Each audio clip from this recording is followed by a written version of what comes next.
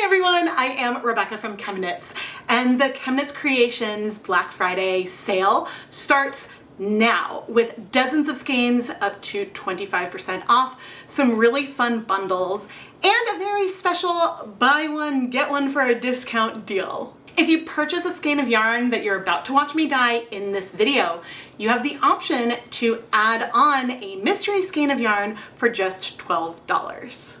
I'll talk more about this at the end of the video. For this year's Black Friday colorway, I wanted to create something different than what I'd done in previous years, but still keep the colors very fall toned. And I debated between a few different techniques, but I had a sort of variegated, blended colorway that I do with my shoebox technique in my brain, and I wanted to play around with that. So I pulled some acid dye colors. Here we have olive brown, teddy bear brown, deep magenta, and oxblood red. And I think that these four colors could play together really beautifully, and well, I want to see what I can create. But before we get started with the yarn, I need to make some dye stocks. I put on my deluxe rubber respirator mask, safety glasses, and gloves to start making a dye stock. I'm showing one of the dye stocks here with the olive brown, but I did make other dye stocks. I have some that I had before, and I know I'm going to need to make more of the other colors at some point. I measured out 5 grams of the olive brown acid dye into a pre-warmed glass jar, and then using really hot water from my electric kettle, I dissolved this dye in water and then brought up the volume to a total volume of 500 milliliters, giving us 1 gram of dye per 100 milliliters, or a 1% stock solution concentration. Lately, I've been using boiling water to start dissolving my dyes for dye stocks. It makes that initial dissolving step happen faster, but for dyes that don't make good dye stocks, it doesn't seem to affect the solubility in the end as things cool off. So it would still do it with hot tap water. It's just, if I have the jars and the time to set up the dedicated dye kettle, then I'm going to do it this way. The reason why I want to have a specific concentration for today is because I'm planning on measuring with my heart, using my sense, and so each batch that I dye is going to be slightly different. But by having the same concentration of dyes, that'll help achieve a little bit more consistency with the whole process. I hope. I do want to give a couple notes to future Rebecca. This glass jar is close to the weight limit of my scale, so I think it does still make sense to measure things out in a lighter cup. That would give a little more precision, I think. And then also, the one downside of using really hot water to dissolve the dyes is that it takes longer for things to cool before I can add it into my plastic measuring tools. So that's just a con.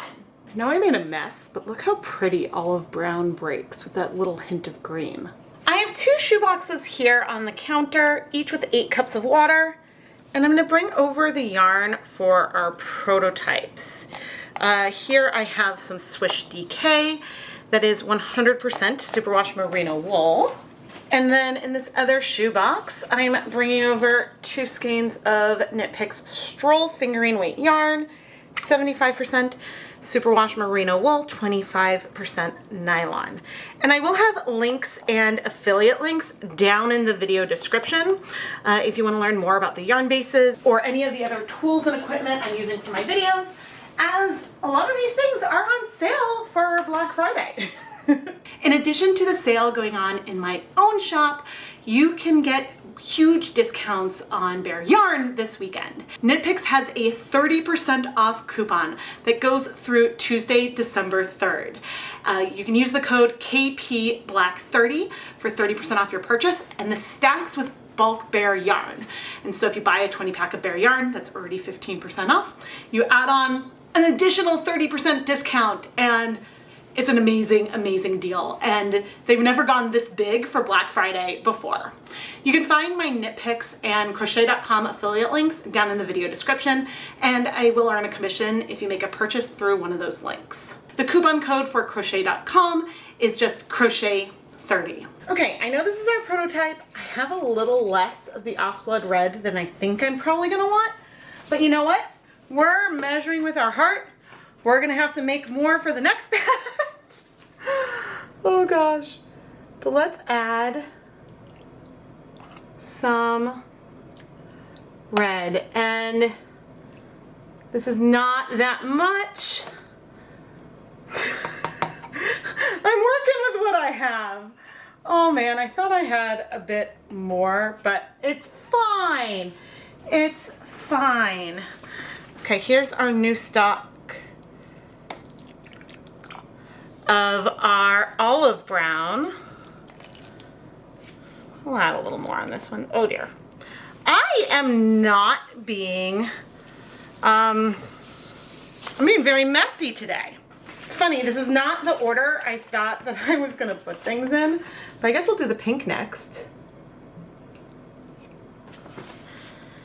And we are measuring with our heart, doing approximately just like a pour across.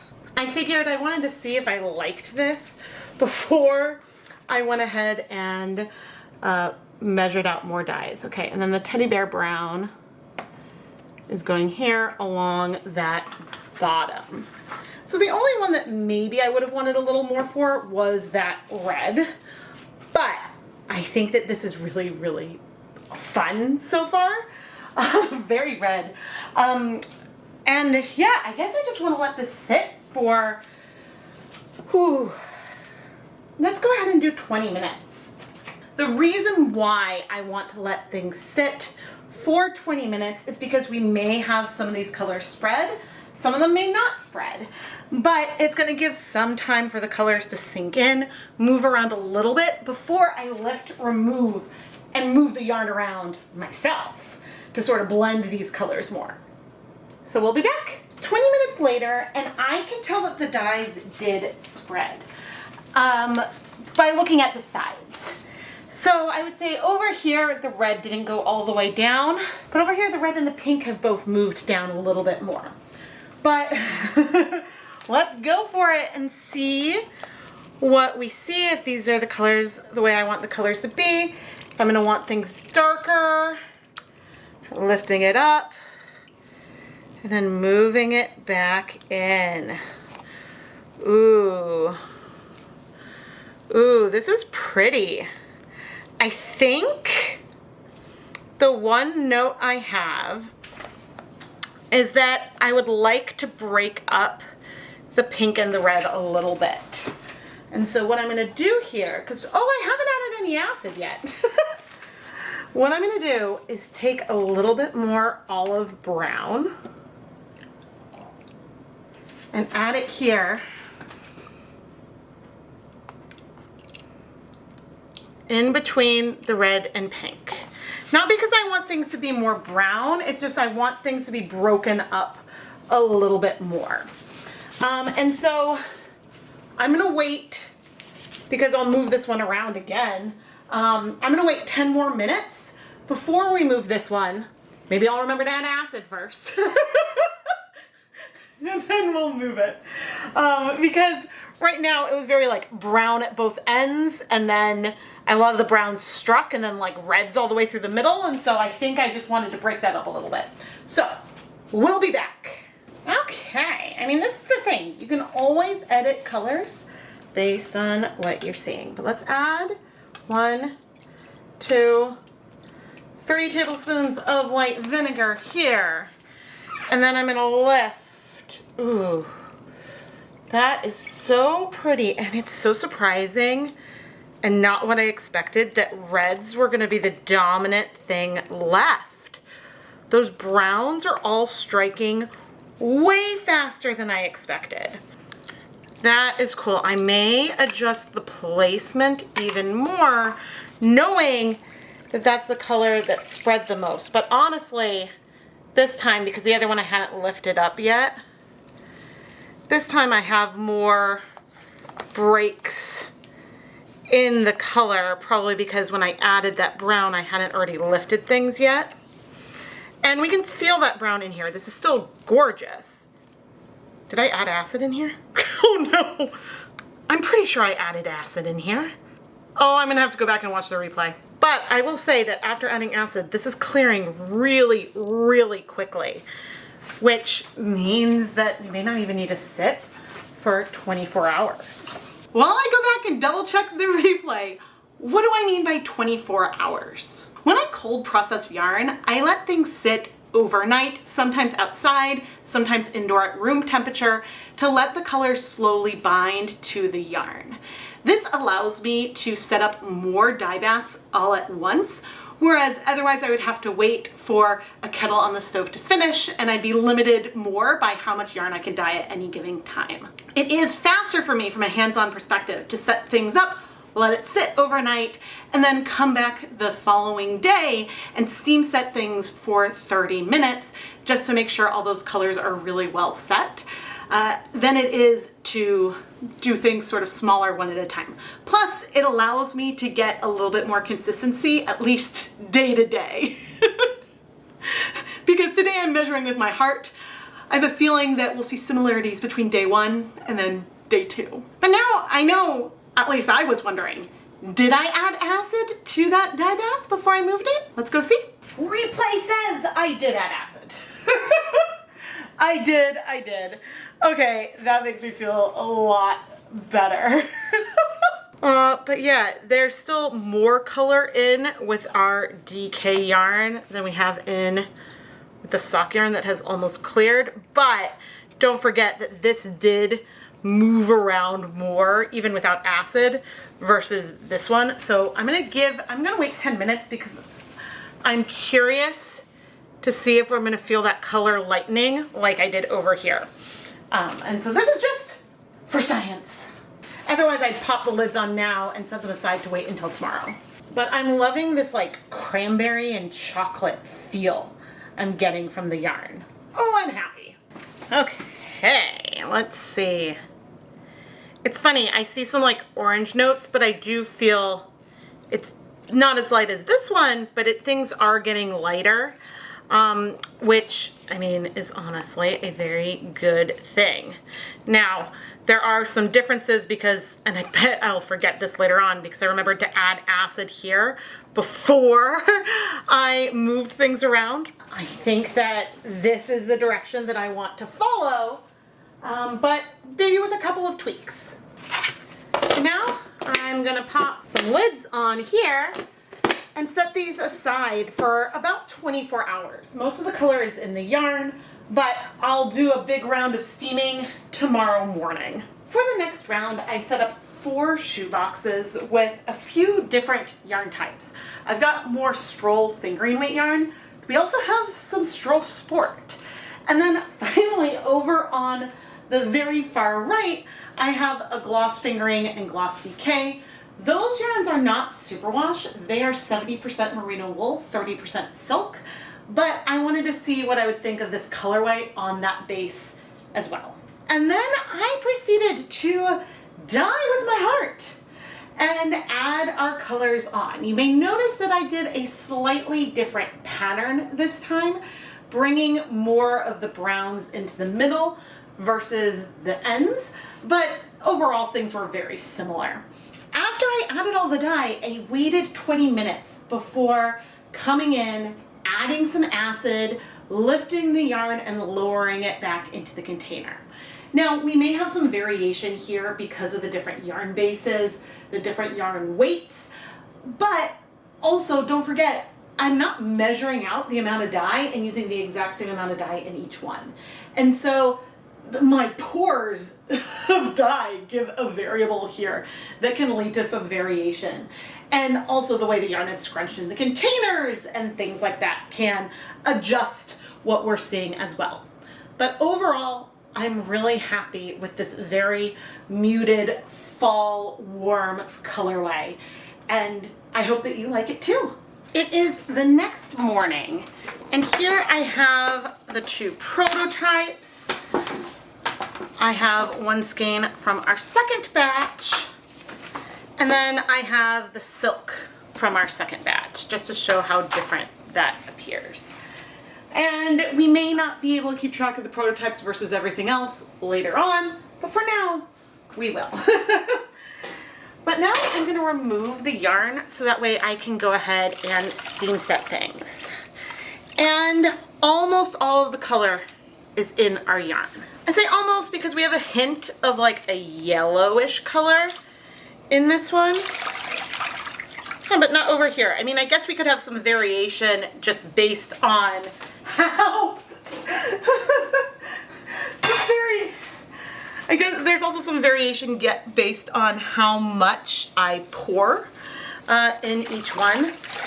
Now, you might be wondering if the steam setting, ooh, that's really pretty. The steam setting stage, if that's 100% necessary. And I'm on the fence about that. I always like to steam set the yarn in a steamer basket for 30 minutes on the stovetop because of one experience solar dyeing where I had a lot of bleeding and I wish I had done that. I do it just to make sure everything is completely set, and for me it does make a bit of a difference. But now let's just check on the silk. I don't have space in the steamer basket yet. Ooh, and I do see some breaking. We have a little bit of red left. Most of the color is in the yarn, so I will go ahead and steam set it, even though we do have a little bit more color left behind here. Because ultimately this little bit of color doesn't mean that this yarn will bleed. It just means that it doesn't absorb color as fast as the other ones, which is totally fine. But anyway, we'll steam set for 30 minutes and then we'll check in. I have a second steamer basket running as well. You can see we are very steamy, but I'm going to use tongs to remove it because it's probably very hot. And I'm going to set it aside to cool completely so we can wash it. Let's wash the set of 4 of the skeins that I've dyed. And I do want to say that I have a feeling my next batch may be more saturated because I think the batch I just dyed off camera, I may have been a little happy-handed with the dyes, but that's okay. Okay, well that's a good sign. I mean, it's always a good sign where when I have a cold house, because it's early fall and, or I guess it's late fall, but I don't want to put on the heat yet because sometimes we're still getting like 60, 70 in November. And so the inside of my house room temperature is pretty cold, mid-low 60s, and so it's pretty impressive that the colors will start striking well at that temperature. But we're not seeing any color bleeding whatsoever. So I'm going to finish rinsing out the soap. Then I'm going to put the yarn through my spin dryer and hang it up to dry so we can look at all the different colors we have on our finished yarn. Here are the first of the prototypes that I dyed. And before I bring out more yarn, the only real thing I want to point out is that I remembered to add acid before lifting up the yarn, which I didn't remember to do over here. And you can see a difference in like how smooth the colors are over there, and you can see a little more tonal variation. You can see a little more where the dyes were originally before they spread. And so that's a little interesting. As I bring in more yarn, I think that you can see that the brown makes a little more impact now that I'm adding it to the middle from the get-go and separating the pink and red a little bit more. But also, I probably added more red since I had more in the bottle at that time. And I haven't pulled out the non-Superwash silk blends yet. I'll show you those in a moment. But the colors, when we get to the second day and the second round of dyeing, I was even more heavy-handed. So we have a fair amount of variation in here because I was dyeing with my heart and pouring the colors on, even though I was doing the exact same way and approximately similar amounts. Sometimes there might be a little more color or a little bit less. Now, I'm not going to try to partition the yarn into dye lots this time, but if someone orders 2 skeins, I'll try to pull 2 that are the most similar if I can. Our non-Superwash yarns are both a little bit softer in the way the colors vary with one another, but also way less saturated. And this is not because of the tiny amount of dye that was left in the shoebox before steam setting. This is because if you're dyeing the exact same amount of dye on a wool silk blend versus a wool blend, the colors are just gonna look lighter with that silk blend. Silk requires more dye to achieve that same visible color depth. But one other thing I love about this is that we can see a lot of breaking in here from that olive brown, and there may be some green hints in our superwash yarns, and if I see it when I'm twisting them up, I'll try to point it out. But actually, these first two skeins were the first batch, these two were the second day, and you can see, yeah, I did increase the amount of dye I used. Oh man. And here are all of the colors. Eek! I adore how this yarn turned out, and I really hope that you do too. So what do you think of this yarn? Do you love it? This weekend only, if you buy a skein of this colorway, you have the option to add a second mystery skein for just $12. And there's multiple different yarn bases. We've got fingering, DK, sport, worsted, and then the two silk blends, which will be in their own listing. The add-on mystery skein could be any yarn weight between lace weight and jumbo, and a variety of different fiber types, although it will be primarily wool or animal fiber based. And it could be superwash or non-superwash. Here are a few examples of some of the mystery skeins from last year. And the yarn could be part of my current inventory, or it also might not be. Of course, this mystery skein is completely optional.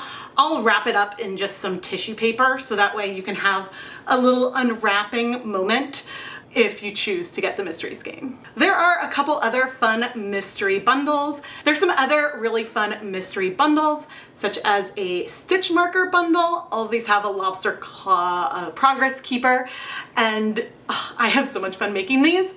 And then there's a project bag bundle that comes with a handmade project bag made by me, stuffed with 300 grams of yarn and a lot of fun extras. I'll stuff as much as I can into it. This is the biggest sale that I do in my Etsy shop all year, and I really hope that you will go take a look, maybe buy some yarn and help me make space for dyeing more colors in the following year. The ChemKnits Creations Black Friday sale will run through Monday, December 2nd, or while supplies last. There is going to be a dyed to order option to get one of the skeins of this colorway in case the ones I've already dyed have sold out, but that's only going to be available for a limited time. And of course, there is still time to order and receive your 2024 Hanukkah sampler before Hanukkah.